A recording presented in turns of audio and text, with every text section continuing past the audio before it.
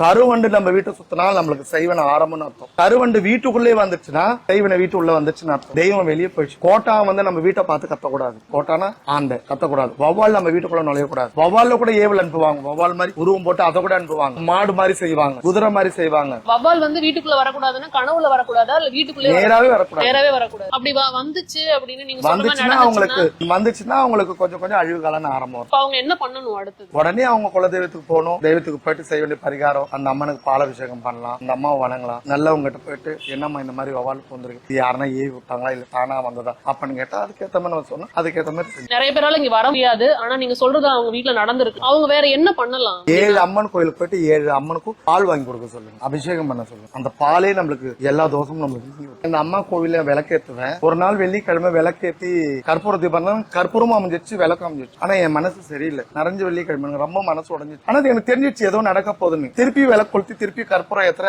கற்பூரம் அமைஞ்சிச்சு, விளக்கு அமையல. அடுத்த கணமே எனக்கு போன் வருது, என் பொண்ணு ட்ரெயின்ல அடிபட்டு 3 துண்டா செத்துட்டோம். இங்க விளக்கு அமைஞ்சாலே நான் பயப்படுவேன். இன்னைக்கும் பயப்படுவேன். விளக்க ஏத்துங்க ஃபர்ஸ்ட் அப்படின்னு அந்த சகுனம் சில பேர் காட்டுவோம். கருந்தேல் வந்து நம்ம தொடையில விழுற மாதிரி இருந்தா கண்டிப்பா ஆபத்து, பெரிய ஆபத்து இருக்கு. கிணவு வந்து சிலது பலிக்கும், சிலது பலிக்காது. நிறைய பேர் இறந்து போறாங்க இல்லையா? சோ அவங்க மூலமா காக்கா வருது, நாய் வருது, அதெல்லாம் உண்மையா? நம்மளுடைய நம்பிக்கை. வீட்டுல வந்து ஒரு பெரிய படம் இருக்கு, கண்ணாடி படம் இருக்கு, அது விழுந்துருச்சுனாவோ அதுவுமே அந்த மாதிரி சகுனத்தை. ஆமா, சகுனத்துக்கு அறிகுறி தான். நிலவாசல்ல கண்ணாடி வைக்கணும். நிறைய பேர் பாருங்க நிலவாசல்ல கண்ணாடி வைப்பாங்க. ஏன்னா ஒரு கெட்ட துஷ்ட தேவதை அந்த கண்ணாடி அது முகத்தை பார்த்தோன்னு அது அலறி ஓடும். இந்த மாதிரி என்னென்ன விஷயங்கள்லாம் பண்ணலாம் வீட்டுல? இதெல்லாம் நீங்க தவிர்க்கணும். இந்த மாதிரி துஷக்திகள் வீட்டுக்குள்ள வரக்கூடாதுன்னா நீங்க வந்து சொல்லலாம்ல, இந்த மாதிரி விஷயங்கள்லாம் பண்ணுங்க. சக்தி வாய்ந்த அம்மன் படங்கள் வைக்கலாம், அங்காளம்மா படம் வைக்கலாம், விநாயகர் படம் வைக்கலாம். அவங்களுடைய மதத்திலும் அவங்க வைப்பாங்க. அந்த மதத்துக்காரங்க நில கண்ணாடி வச்சா நல்லது. இப்ப வீட்டுல வந்து குறிப்பிட்ட படங்கள் தான் வைக்கணும், குறிப்பிட்ட படங்கள் வைக்க கூடாது, கடவுளோட விக்கிரகங்கள் எல்லாம் வைக்க கூடாது, அப்படி வச்சா ரொம்ப சுத்தமா இருக்கணும், அபிஷேகங்கள்லாம் பண்ணணும். உண்மையா? உண்மைதான். இப்ப நிறைய பேருக்கு ஆசை இருக்கும்ல, வீட்டுல எல்லா படமும் இருக்கணும். சில பேர் வந்து நாகம் வைக்கிற படமே வைக்க மாட்டாங்க. சில பேர் விக்கிர வச்சு அதை தான் குழந்தையாவே சாமி கும்பிடுவாங்க. சில பேர், நிறைய பேர் கும்பிடுவாங்க. நானே பார்த்திருக்கேன். இப்போ பாலாம்பிகை திருப்பர சுந்தரி நீங்க கேள்விப்படுவீங்க.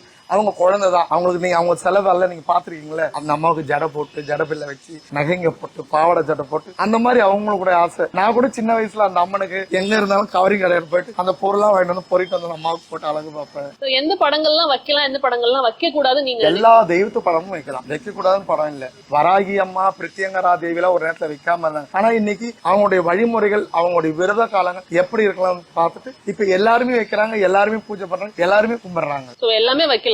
எல்லாமே நம்ம ஒழுங்குமுறையா கரெக்டா கடைபிடிக்கணும்.